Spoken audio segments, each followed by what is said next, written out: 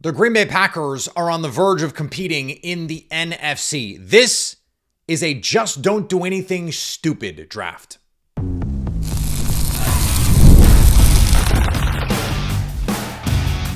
You are Locked On Packers, your daily Green Bay Packers podcast. Part of the Locked On Podcast Network, your team every day.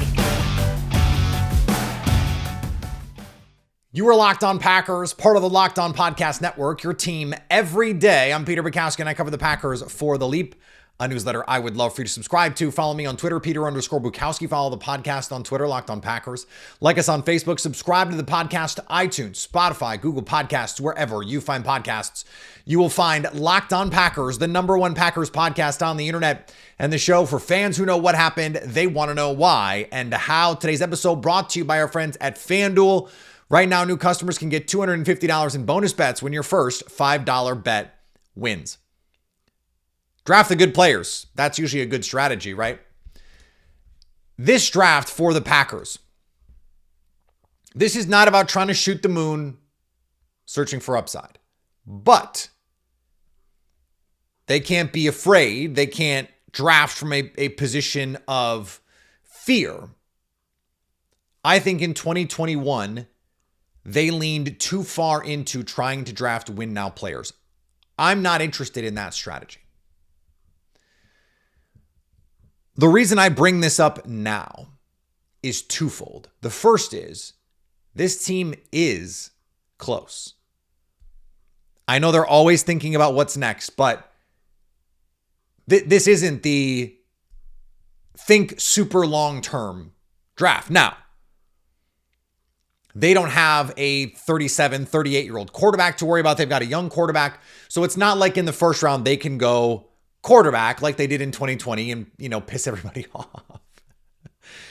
And in 2019, we didn't know when they drafted Rashawn Gary and Darnell Savage how close that team would end up being to competing. When they took Rashawn Gary as a, hey, in 2 years, this guy could be awesome, it was premised on the idea that this team was coming off 2018 with a first-year head coach, a 6-win team with a first-year head coach.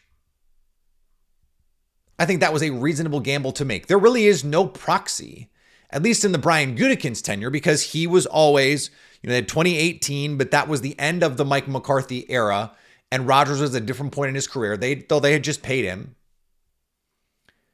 And by the way, that draft got them Jair Alexander and the future first that became Darnell Savage. They haven't had a draft like this. I think 2021 is the closest in some ways. 2024, they knew this team was good, but probably knew that in 2024, they were a piece or two away unless everything just broke perfectly right for them last year. And who knows? They might have been one Elton Jenkins and one Christian Watson injury away from everything breaking right for them last year. This is a new horizon for them. But I wrote about this yesterday for The Leap, and this is in tandem with this conversation. Of the top 15 players in this draft class, 3 have an athletic profile built enough to have a relative athletic score. Brian Gutekunst has drafted 1 player in the top 100 without a relative athletic score. That was Josh Myers in 2021. This is valuable to the Packers. They believe in this. And I understand it's not for everybody. And some people get frustrated that the Packers and other teams care as much about this stuff as they do, or at least as they appear to. But draft picks are risk profiles. And you add risk when you don't have a clean profile. Now, the Packers have more data at their disposal than ever before, next-gen data and the tracking data and the GPS data, and they know, all these guys have done really all the combine drills at different camps over the years, so they know, like the 3 cone. I joke that Savon Revel from East Carolina all of a sudden we know that he broad jumped 11 feet and ran 4.4 at the East Carolina camp a year ago or whatever it was. I don't know how much that stuff really matters. I know that the scouts have already done that research by the time they even get to the combine. Most of the time, teams know what a player is going to do. Their athletic ability is built in to the evaluation already. When the Packers said, hey, Rashawn Gary, we knew at the combine that was our guy. It was less about, hey, he ran 4.6 at 275 pounds, and more that they knew he would do that. They knew what the athletic traits already were. But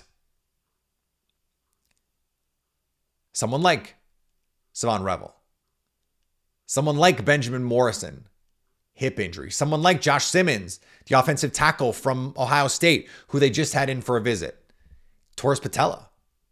That's a major, major injury. The Packers are just not in a position to take on those risks right now. And I've said, look, if Benjamin Morrison, the cornerback from Notre Dame, he's got top 10, top 15 kind of tape to me. He is, to me, what people think Josh Simmons is. And I don't. I don't see that on tape. I see a second round pick on tape even without the injury. So, like, I'm just not going to be the guy that's like, well, he's a top 10 pick if not for the injury. I don't see that. I do see that with Benjamin Morrison.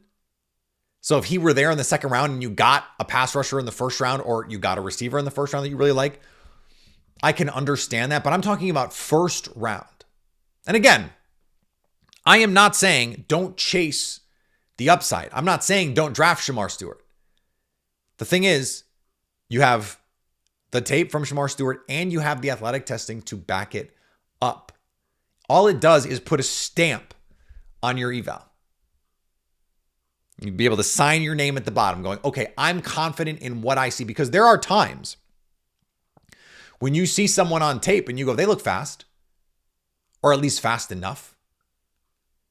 And they go out and they run a slow time and you go, well, at some point you are just too slow. Like this happened to me many years ago now. TCU had a linebacker named Paul Dawson.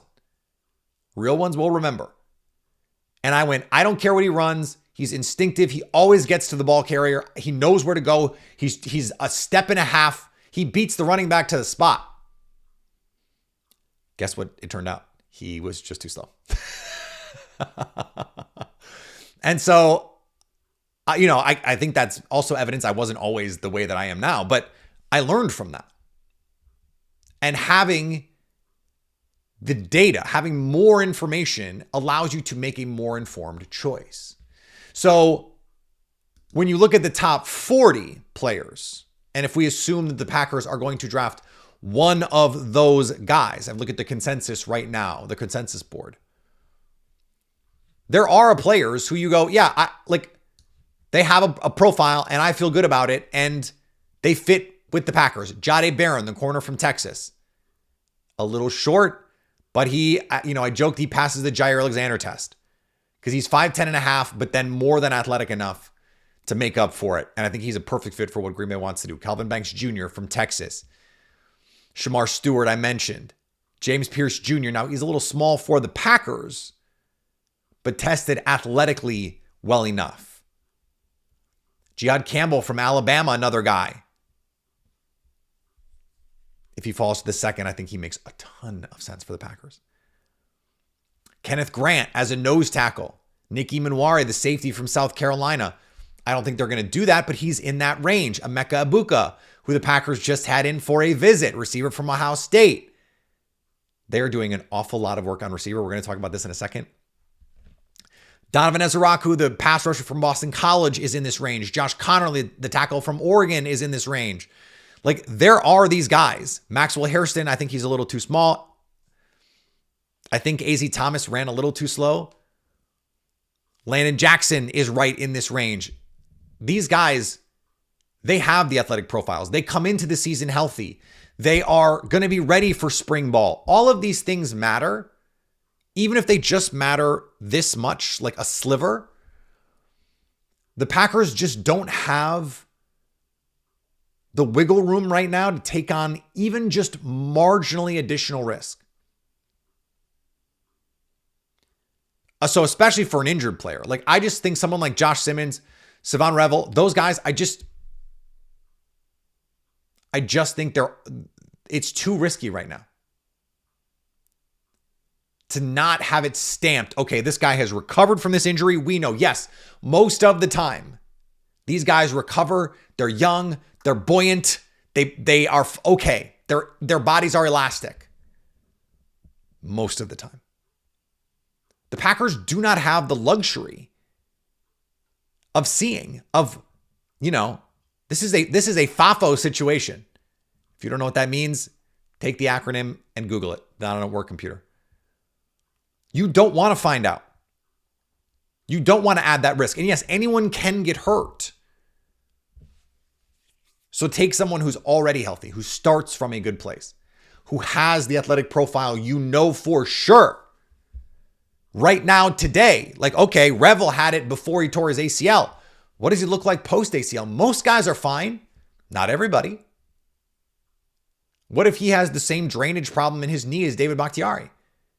And you used a first round pick on that guy. And that was the verbiage from Tom Pelissero yesterday or 2 days ago. Projected first round pick. Now, based on the consensus board right now, he's 44. So that would be more like early second, mid second. I think that's kind of right in the range for him. That makes sense. Again, 53. Okay. If you get a pass rusher you love at the top, or you get Emeka Egbuka, Luther Burden in the first, awesome. Awesome. Take your shot. Especially because there are some guys, third round, Princely Umamielen, Jordan Birch, guys in the third round who I think could come in and give you some pass rush reps.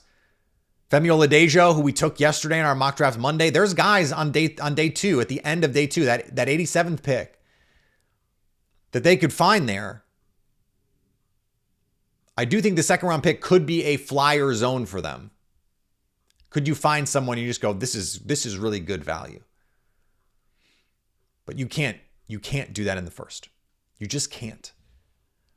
Now, the Packers have been cagey about top 30 visits in the past.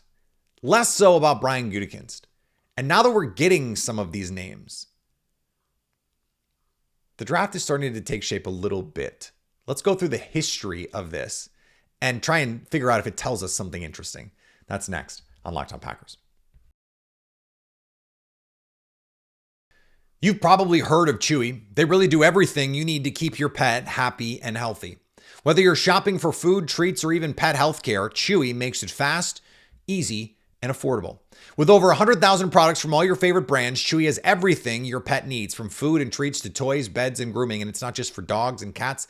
They've got supplies for birds, fish, reptiles, and small pets too. Chewy also makes it easy to manage your pet's health with prescriptions, telehealth, vet visits, and even in-person vet clinics rolling out nationwide. Plus, AutoShip is a game changer. You can set up automatic deliveries for foods, treats, or any essentials so you never run out, and then you can easily change or cancel it at any time. Chewy has everything you need to keep your pet happy and healthy. Right now, you can save $20 on your first order and get free shipping by going to chewy.com or clicking the link in the description. Save $20 on your first order with free shipping by clicking the link in the description. Minimum purchase required, new customers only. Terms and conditions apply. See site for complete details. So it's hard to go all the way back on this because 2020 and 2021 were such unique years with COVID.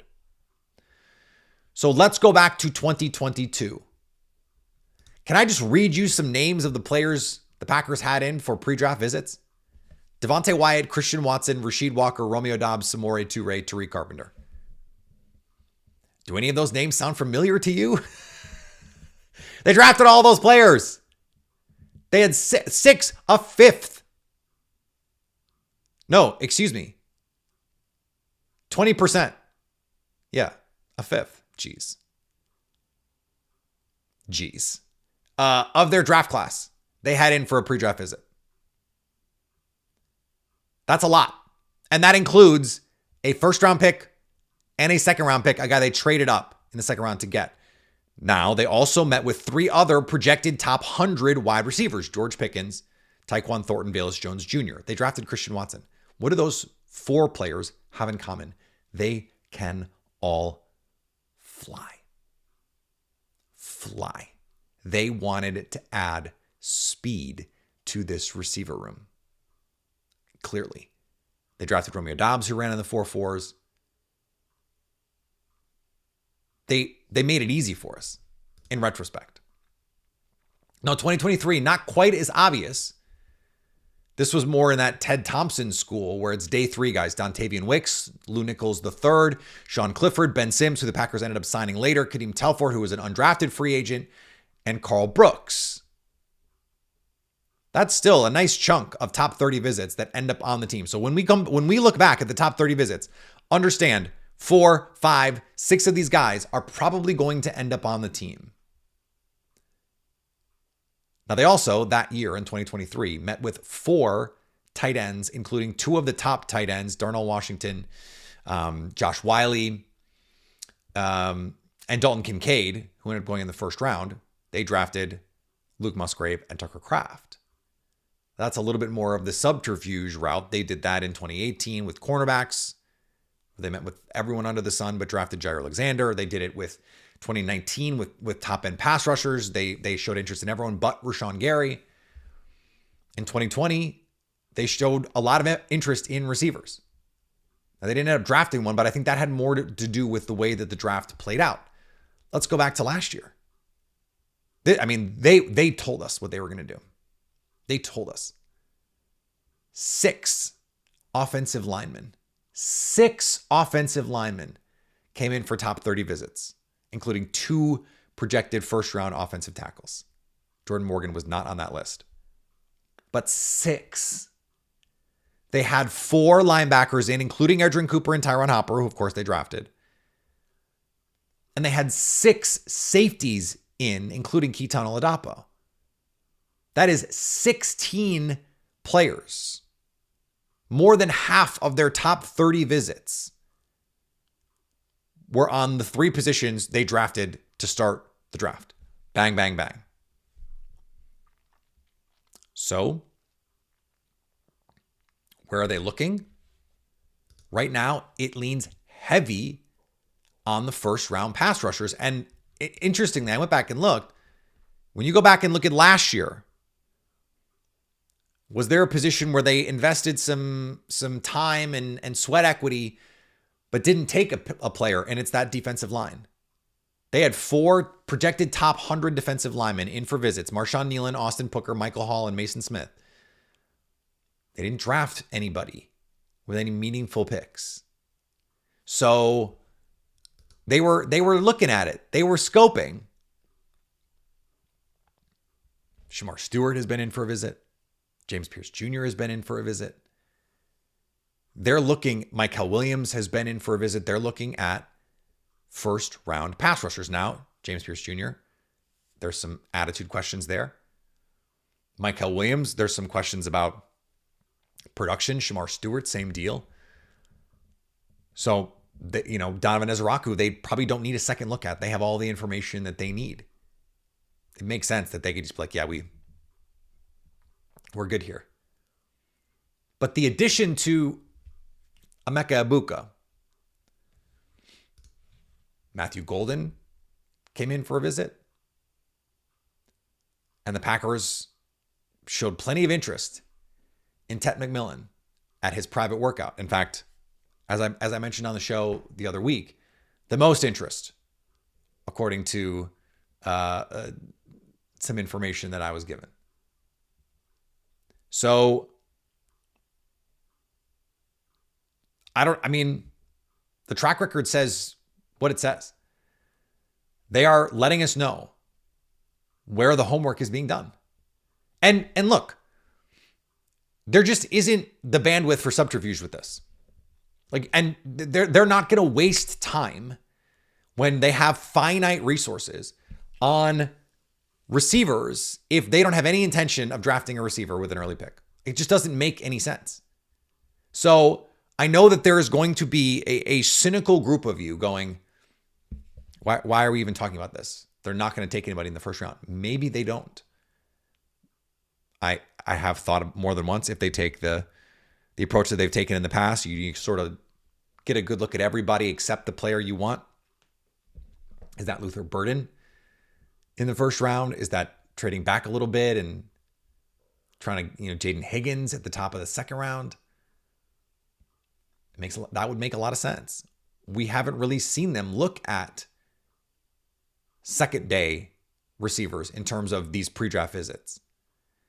We haven't seen them look at TJ Sanders is I think the only defensive tackle. So is that just not something that they're as interested in? Are they focused on, we've talked about this too, are they focused on the edge rusher part of this?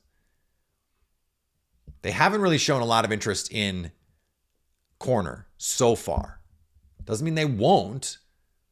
They just haven't. But I think as we stand here now, it's April 7th. As I record this, it'll be April 8th as you listen to this. I would think if they were locked in on these first round corners that they would have had a little bit more due diligence done. And based on what we've seen, when they bring in first round players, they are telling us what they're looking at. I would have to go back and double check, but I would like, based on my memory of what I was doing when I researched the show, they have done significant work on every position anytime they have taken that player in the first round. It's never been a total like, whoa, with the exception maybe of 2020. But again, COVID made that weird. And they did plenty of work on the corners in the 2021 class. So this is where this is headed. I don't know that like Matthew Golden and Emeka Buka could not be more different players. And maybe that's not quite fair, but like they are very different stylistically. They're very different size-wise. They're very different the way that you're going to deploy them. And Tet McMillan, same. So are they just looking straight up at talent? Like it was clear that 2022 class, what do Tyquan Thornton, Velus Jones, George Pickens, and Christian Watson all have in common? They can get freaking vertical. This is more, we think we need to add talent. That's what it feels like to me. And I think that makes sense. That makes sense for sure. Now, as the Packers look ahead here, day 3 is where you have a little bit of fun. Now, we had some fun yesterday on the mock draft. But what makes sense for the Packers?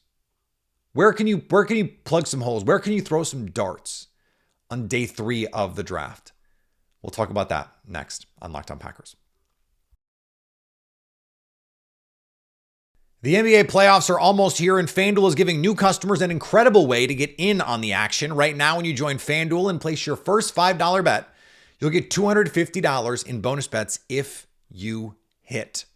I love how FanDuel makes betting easy, whether it's picking my favorite team or diving into player props. Right now, I'm looking at the Masters odds.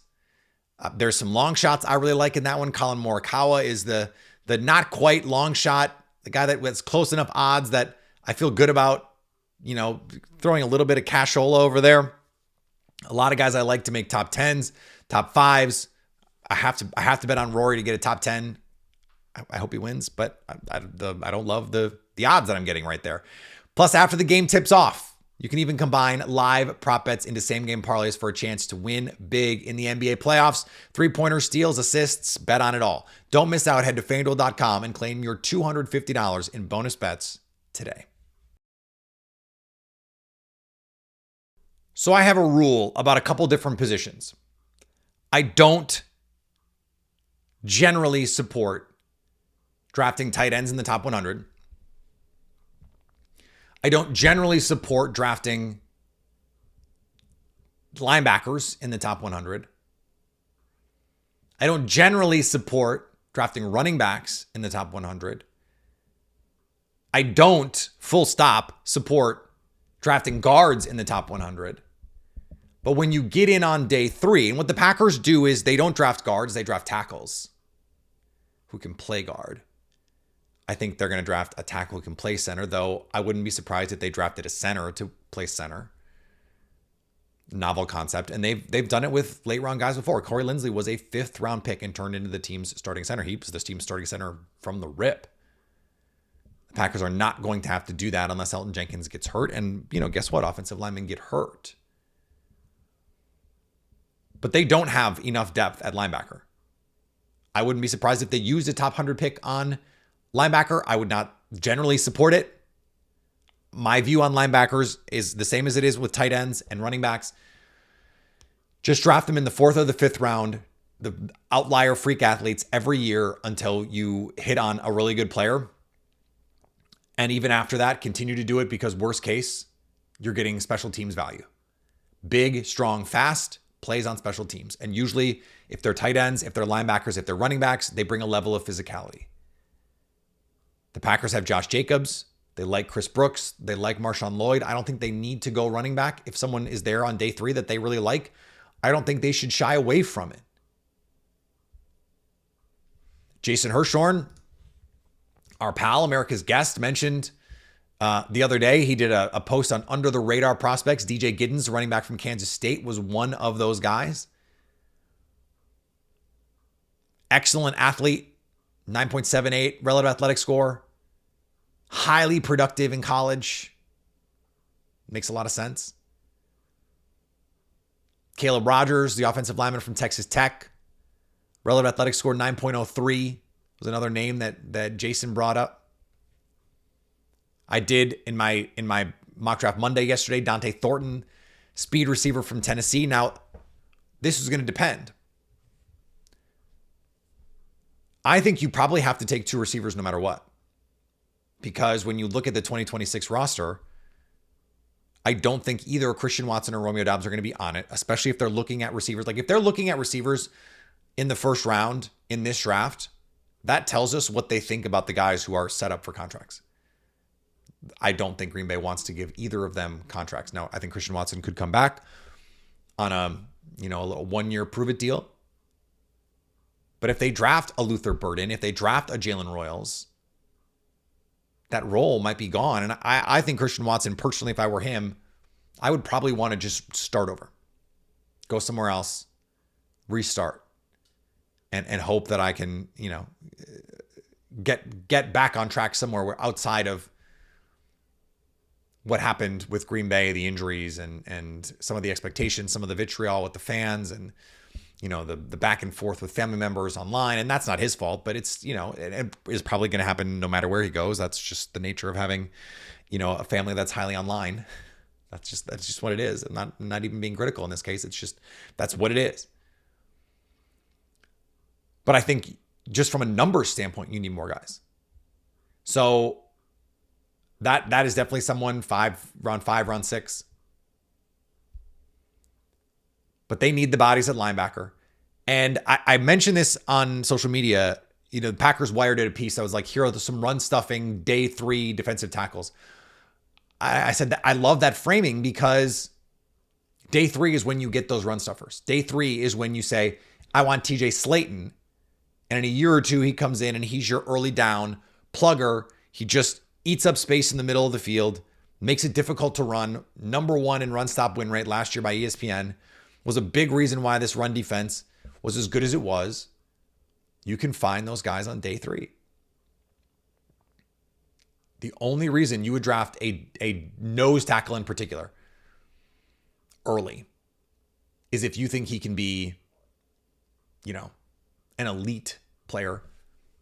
And that has to mean that he can rush the passer. And there are very few nose tackles who are capable of doing that. Like the Vita Vea level guys. If you think he can be that or something close to that, then yeah, early. But that's why to me, right now, the way the NFL is, someone like Kenneth Grant, when you look at win rates of defensive tackles, it's like a good one is 10, 12% win rate. A good defensive end is 18, 20. That difference is material. I'd rather take the pass rusher on the outside, fill the interior with the run stoppers, and then maybe have some guys who I think can reduce inside. I'd love to see Rashawn Gary play some 3 technique. I'd love to see Lucas Van Ness play some 3 technique. Like Zadarius Smith was a killer doing that. he's a different player than those guys, but I think that there's some juice there. There's some potential there, and I'd like to see them try it out. But they probably do need some, maybe some Luke Musgrave tight end insurance. Like Ben Sims had to play a decent amount the last 2 years because Luke Musgrave couldn't stay on the field. Well, now you're short a tight end playing special teams. You probably need another one of those guys. Linebackers, Edgerrin Cooper, he cannot play special teams anymore. So that means Tyron Hopper, Isaiah McDuffie, and probably one more guy need to be out there. Plenty of things that they can do with these. And then speed no matter what, to me. Now, if they draft Luther Burden or Jalen Royals on day 3, like someone like Pat Bryant, I've talked about this guy before, Jason's guy from Illinois, round 5, round 6, sleeper. Like the next kind of Malik Heathy kind of guy. I would like that a lot. All right, more to come as we move through here on Locked On Packers. Just almost there. We're almost there. We're almost done with hypotheticals. We're almost done with fake football, and we can talk about real football, or at least real football players who are actually on the Packers coming up very soon. I can't wait. I hope you're excited because I am so freaking excited. Follow me on all the social medias. Peter Bukowski, if you just want to look it up. The podcast is everywhere on social media. We are also on all the podcast platforms you could possibly want. We're also on YouTube, all so you can stay locked on Packers.